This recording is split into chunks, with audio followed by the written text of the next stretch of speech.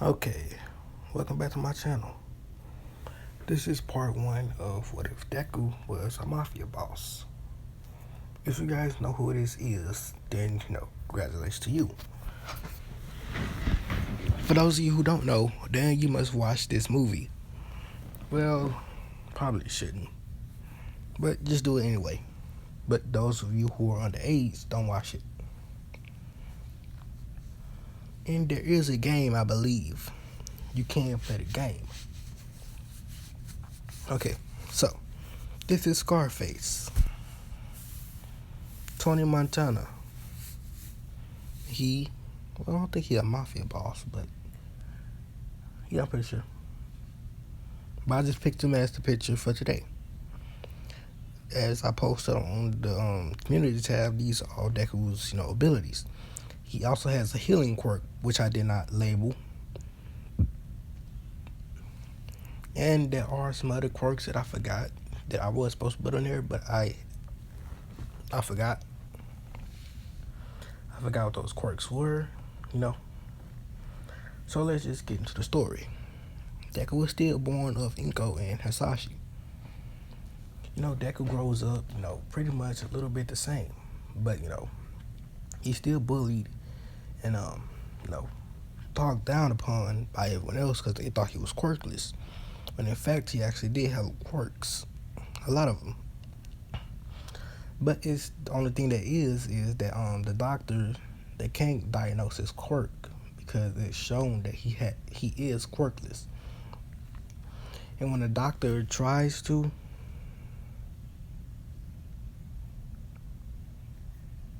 I don't know what that's from, but when the doctor tries to actually, use his quirk on Deku to actually see what his quirk is, it's a doctor that sees exactly what somebody's quirk is from looking at him.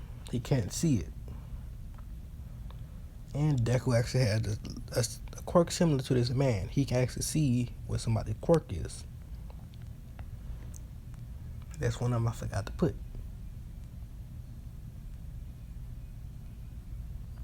But this is one of Deku's quirks that's being active. The like Aizawa's quirk, but he don't show his eyes glowing red. It's just him canceling out the doctor's quirk. So they label Deku as quirkless. And Inko is, still crying like she did in canon, but Deku isn't. He ain't crying. He says, "It's gonna be okay, Mom." And just Inko doesn't know why Deku isn't crying. And Deku doesn't idolize All Might like he does in canon. Like, he do have a few All Might figurines and things like that, but he don't have too many. Because, All Might's number one hero. He respects him for that. He dreams of someday becoming like All Might, be able to save everyone. But he knows he can't, so he starts, thinking more to the ground. Why don't I become someone that can protect most people? So he think about becoming a mafia boss. That's the only way he think he can with all his quirks, instead of becoming a hero. Because some of my quirks may be seen as villainous, and I might be booed for that. So Deku tells Inko of all of his quirks, since he already knows all of them. She is shocked from Deku's quirks, and she asks why didn't he tell the doctors? Because he says, because that would be too dangerous. Now, All For One's doctor, forgot his name. He is going to serve Deku in the near future. So Deku tells Inko that he's going to start a thing to where he can protect you. So where I can protect you and a lot of other people. Inko says, "What do you mean?" Deku says, "You will find out sooner or later." So Deku starts with his mafia. He begins, recruiting people. People like him, his age, and people older than him. He asks people, do they want to become people that can protect people? Most of the people are heroes. Well, not heroes. People that could become heroes. Some are people that have been abandoned, that doesn't have family, which he, asked them that, do they want a family? He's just appealing to everyone's interest. And he gets a lot of people on his side. And he actually, for one of his quirks right here, funds unlimited money. He buys a couple of houses. Then he, put the people there, so they can live for now. And they can, eat, drink, do all these things that they couldn't before. And they starting to appreciate Deku for all he did for them. Bakugo still bullying Deku because he believes Deku doesn't have power. That Deku doesn't have a flashy quirk. Deku just, annoying Bakugo. He don't stand up for any of things. But Bakugo do, also don't like the fact that he can't beat Deku. Even with his quirk, he can't beat Deku. Because, Deku is a master martial artist. And the master of all weapons. Now, Deku then, basically buys a bigger, a mansion, basically. It's a mansion, but it's way bigger. He didn't have people, basically. He created wood and other, things, and he had people build other houses inside his mansion and make it to like a place, like a compound. Then he built a wall around it, and he added a gate. But it all looked so fancy. Now, Deku then had all the people that was working for him wear suits, with body armor under it, made of Kevlar, so it's light. Well, he made it out. The things that what's his name? Daredevil from the TV show. Matt Murdock. What his suit made out of? That's what everyone's suit's made out of. I don't know what it's called, but it's very light, but it's very durable. Everyone's suit's made out of that, and it's bullet, proof, I think. But it's super light. So everyone's, clothes are made out of that, elements. And, there's females and males, so, Deku has females, wear suits. Sometimes it's when it's his maids, he have them wear basically wear maid outfits. Or if, he just had them with it. People hear about this mafia that's basically growing. Slowly but surely it's growing. And the name I came up with this mafia is the Green Dragon. The Green Dragon Mafia. So a bunch of heroes try to take this mafia down to basically gain fame. But every time they get captured, Deku will show his face because he don't care. He stopped going to school anyway. And he has Inko staying inside his mansion. She's being protected, obviously, by his bodyguard quirk, which creates people. Well, it's entities that's basically, they not really alive, but they're not really dead. And, they can speak English, well, any language they want. And, basically, they don't bleed. They don't die. And they do have feelings. Let's go and plug my charger right quick. And they have any weapon that they choose from, and they're master at it. As Deku was showing his broadcast to the heroes, villains, and anyone else. As it's just basically a hero. He's taped down to a chair. Deku, explains to him, this is, this is a hero, as you guys say it is, but no, he's a fake hero. He only became a hero for the fame, for the money, for the power. Heroes like that, I don't respect. But I respect heroes that don't do it for the fame, the money, or power. Heroes that do it just to be heroes, basically. To save people. That find joy in saving people. But not none like him. As Deku stands up, he then starts to walk around. This also goes to villains. There are types of villains that you should worry about.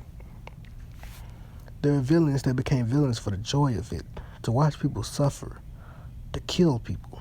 And there's villains that was made out to be villains. They originally wanted to be heroes, but because of this society, they was forced to be villains. And some villains just became villains because they needed a way to get paid. They needed money to survive. As Deku walks over to the hero and says, well, I don't like villains that have become villains just because they wanted to have fun. And I don't like heroes that became heroes just for the fun of it, just to get money out of it, just to exploit people, make them suffer, like this hero right here. Let me explain some things about this hero. This hero, about the information that my people have gathered, about 100 deaths caused by him. But he's always blamed it on villains. But the corpses did not match the villain's quirks. They always lean towards his quirk. Every time, different things happen, but somehow people that was around him, they drowned. After all, he does have a water quirk. All the villains had different quirks, ranging from fire, wind, and a whole bunch of other things. So how do they drown? As Deku says, well, let me tell you, he did it. He drowned them all. As this is live on news, and everyone's shocked from this. Nezu's watching, All Might's watching. As Deku then says, people like him do not deserve to live. As he snapped his finger, and one of his people came forth and shot the hero dead in his head, killing him instantly. Deku then explains some more. I will not tolerate people like this in the city that I'm now residing in. If I see anyone like this ever again, then the same thing would happen. Goodbye. As he turns off his broadcast, Inka was watching this and she just saw her son give the order to kill someone. Deku then walks into the room that she's in. Inko basically start talking to Deku. Why did he give this order to basically kill a hero? She thought that he was going to let him go. Deku then explains to Inko something that she was shocked from. Deku explains that some people just don't change. No matter how hard you want them to, they don't change. And some people need to see something to change. But I'm pretty sure most people won't change just from one person dying. So, Mother, I will not kill anyone by my own hands yet. But I will save people by my hands. That's what I'm mostly trying to do, save people. I'm not trying to kill anyone. But to save the world, sacrifices must be done. As Inko is getting where Deku's coming from, but she don't like the fact that she is understanding where he's coming from. Deku then says, Mom, listen to me. What would you do if something were to happen to me? And the only way to get your point across was to basically take someone else's life. The person's life who killed me.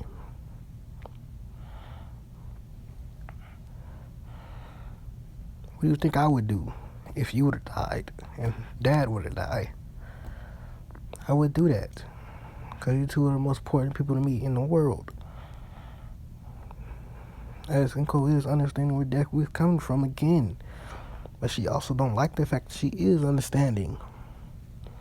As Deku says, bye Mom, unless you need me, come get me.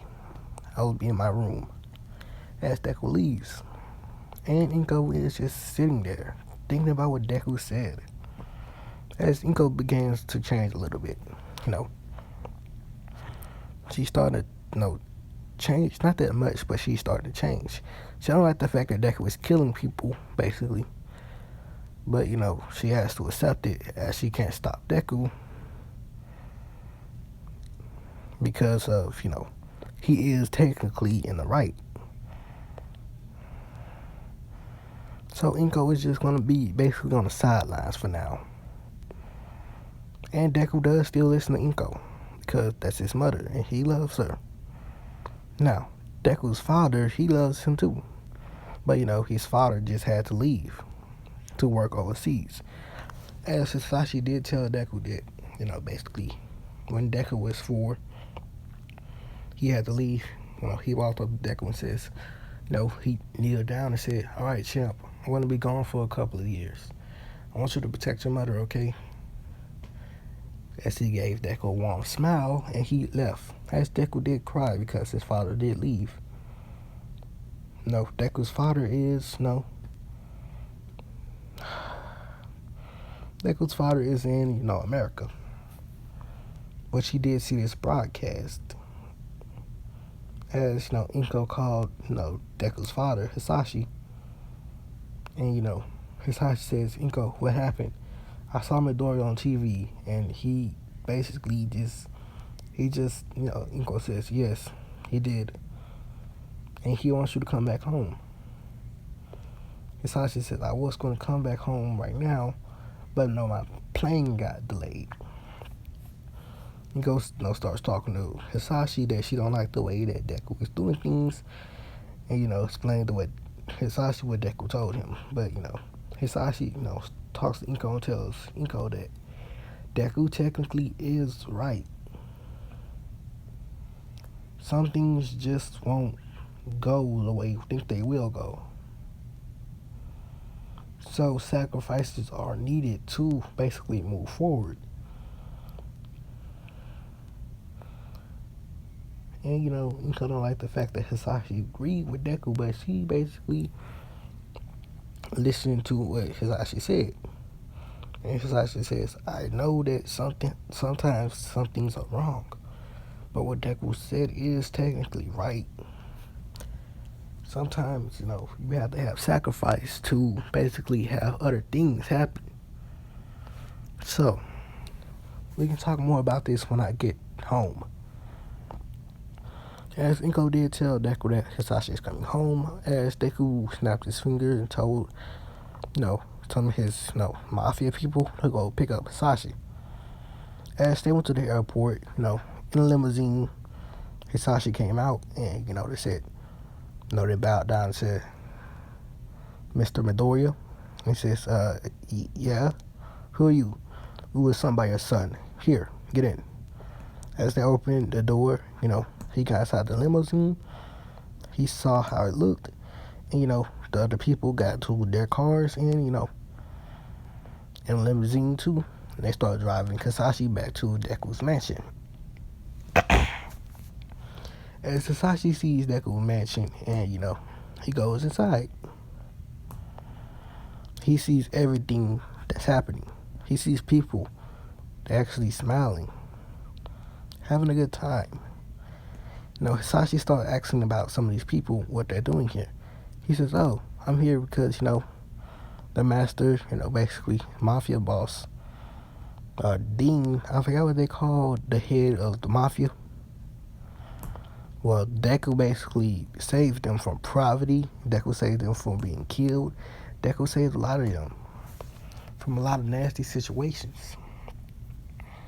And then he gets to Deku's left-hand man. As this person is older, he's actually older than Deku. Says hello. And Hisashi says, oh, what's your name?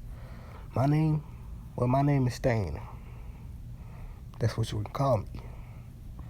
Oh, okay, Stain. What are you here for? Why did no? What did my son do for you? Well, his son basically gave me somewhere I can live, somewhere I can settle down at. He showed me all the right side I've been. He showed me all the wrong side I've been doing, and told me I could do much more right. So that's why I'm staying here. Then he meets Deku's right hand man. He met the left hand. He meets the right hand. Says, hello, what's your name? Well, my name, I don't really like saying it, but I would tell you because you are, the master's, Well, he told me to call him Izuku, so you are Izuku's father. My name is, what's his first name? I forgot.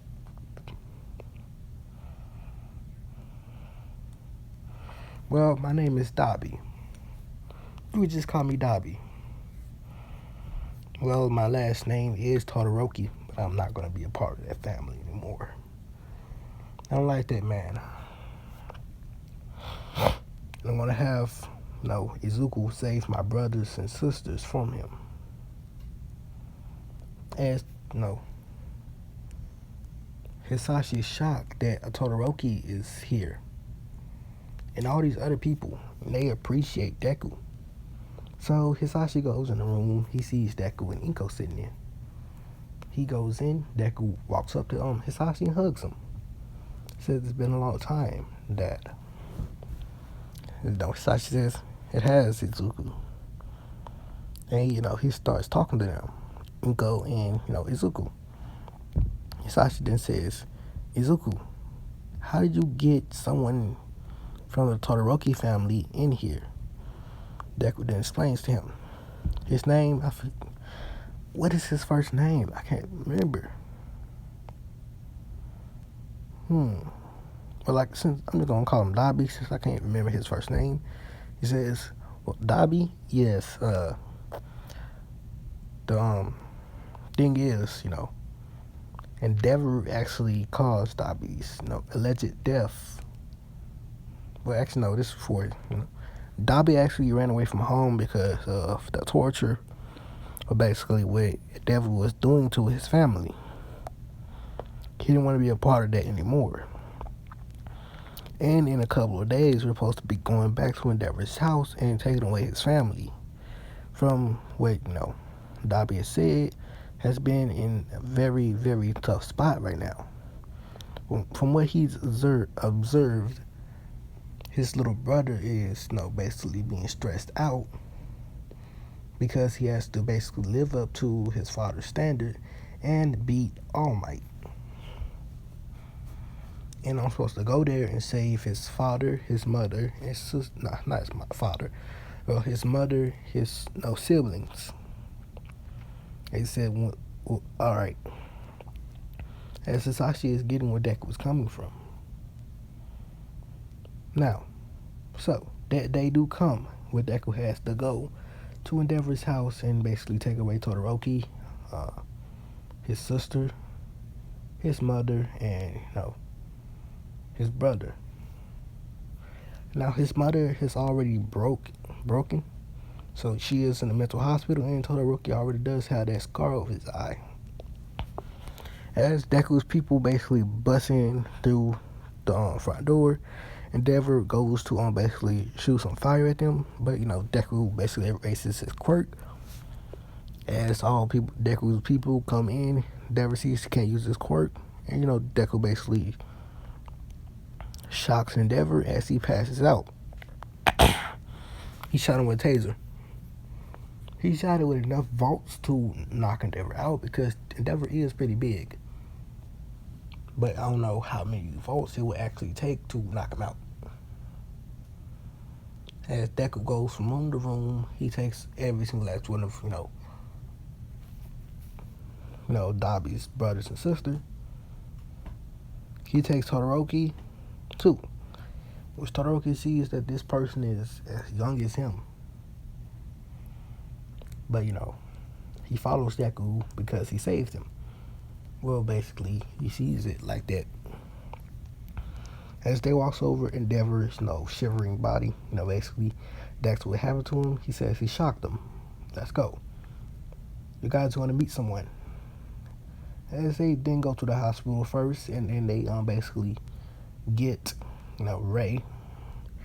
Deku sees that Ray is mentally broken. As Deku his healing quirk can actually heal mental, disabilities. Well, mental, no, damage. As he heals all the damage that Endeavor actually did to her, but she still has to go a couple of years with this so she can be fully, healed. As then they get back to basically Deku's mansion, as they walk in through the front house and they see their older brother. As Todoroki is shocked as he runs up to him, hugging him. As Dabi says, "How have you been, little brother?" As Dabi's other siblings come and hug him too, as his mother also hugs him. As Dabi, crying a little bit, says thank you to Deku. Deku says it's no problem, with a smile on his face. As everyone else, that's in Deku's mafia is also smiling. As they think Deku is one of the nicest bosses ever. So all the families of the people that's in Deku's mafia is also living with Deku. And the ones that are actually alone and don't have family are actually, being friends with Deku. And Deku is a good encourager. Always tell them to chase their dreams, But they all say they don't have to worry about their dreams because they're serving him. Now, Deku's, mafia is one of the most known mafias in the world. And one of the most dangerous and yet one of the most kindest in the world. Now, Eri is inside of Deku's mafia. Well, she got saved by Deku from Overhaul, Basically, Deku got a tip-off from basically one of his people on the streets. He can share his, his eyesight and ears with, his hearing and eyesight with them. So he saw and heard this girl named Eri that Overhaul is using to make quirk erasing bullets. Well, he's going to use to make quirk erasing bullets, but he didn't start yet. So Deku basically sent his people to go save Eri. As they did, they broke into, Overhaul's place. These more the stealth people with Stain leading them. They found Eri. They took Eri and they escaped without being found or caught. They didn't come back and, show Eri to Deku. Eri is a little bit scared, but Deku reassured her that there's nothing to be scared of. He then takes her, hugs her to show that she doesn't have to worry about anything. As this is the 8-year-old Deku. I'm going to say this 8-year-old. Wait, no. Actually, no. This is the 10-year-old Deku. Bakugo is, mad at Deku that he became a mafia boss. He also mad at the fact that Deku never showed off any of his powers. Nobody knows that Deku actually has quirks. Now, the thing about Deku is he has his hand in everything. Nobody knows this, but Deku can hear and see anything. He can hear and see from the pigeons, the birds, the rats, the people. So they don't notice they're not safe anywhere. Now, this one thing that, Deku does, he actually finds families and he protects them. One of those such families is, Uraraka's family. Deku sees that Uraraka family wasn't, it's not doing well. They low on money. So what Deku did is he loaned them some money so they can get a stable living. They think Deku. Uraraka actually became friends with Deku. This not the ship? No, this not the ship. the ship for this one is actually Nejire. Yes, I've actually gonna make this Nejire, which I'm gonna tell you how they became a ship in the next part. But let's keep going. Rocky tells Deku about her dream to become a hero. As Deku says, go for it. As he walks away, getting into a limousine, he drives off. Rocka's wondering why he has a limousine, because, she's only 10, and she don't know that Deku is a mafia boss. But, her parents didn't know either. They just think that this kid was pretty kind to get them enough money to basically live a better life. Now, another family that this family actually tried to pay Deku to protect their daughter and protect their family. This was Momo's family. But Deku says, I don't need your money. If you need protection, just ask me.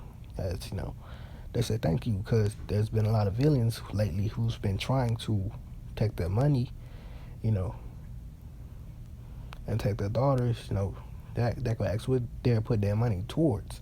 They say that we're, funding a couple of homeless shelters for, homeless people, and we actually make hero gear for, hero families.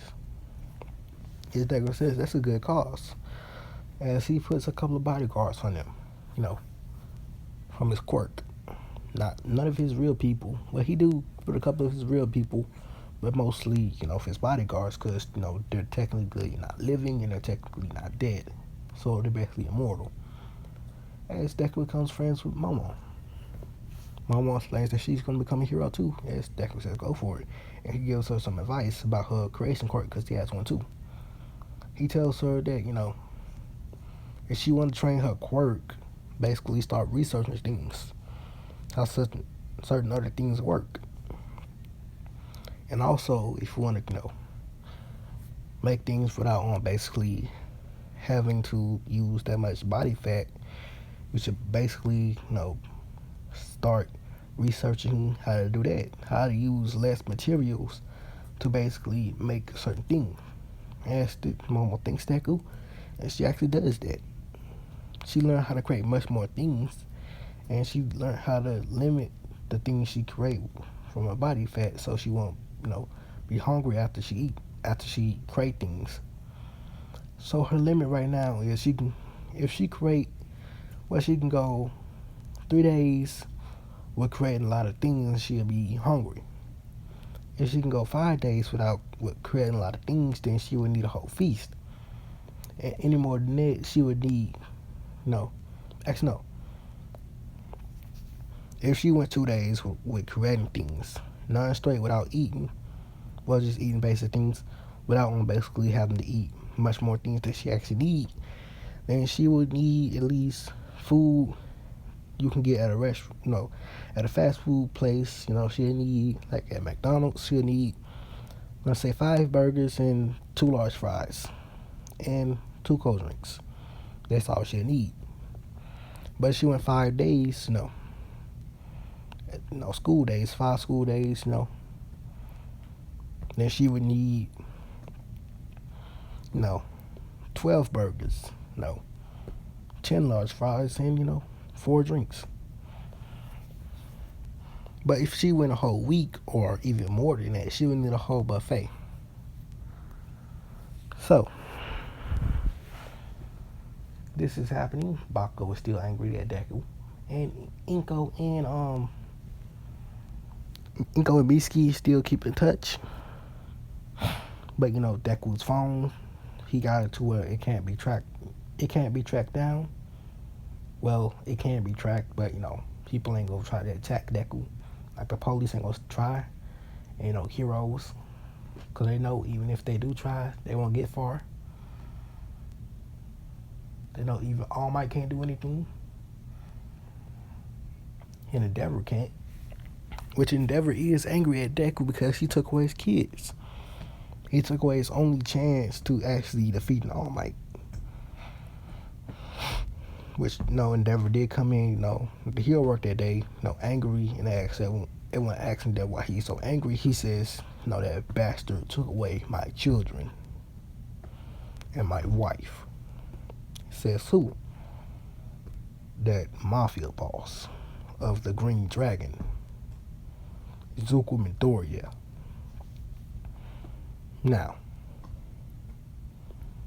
people know a lot of people being scared of Deku, and a lot of people actually liking Deku for what he's doing. You know. Now, I'm a little bit tired right now. It is not 1 a.m. So this is going to end this off, and finish this in the next part. When I start this in the next part, I'm gonna tell you how Deku and Nejire meet. Which oh yeah, actually right now I'm doing time skip to where Deku was 14. Deku and Nejire just started dating. So I'm gonna explain how they started dating in the next part. Peace out. See you guys later.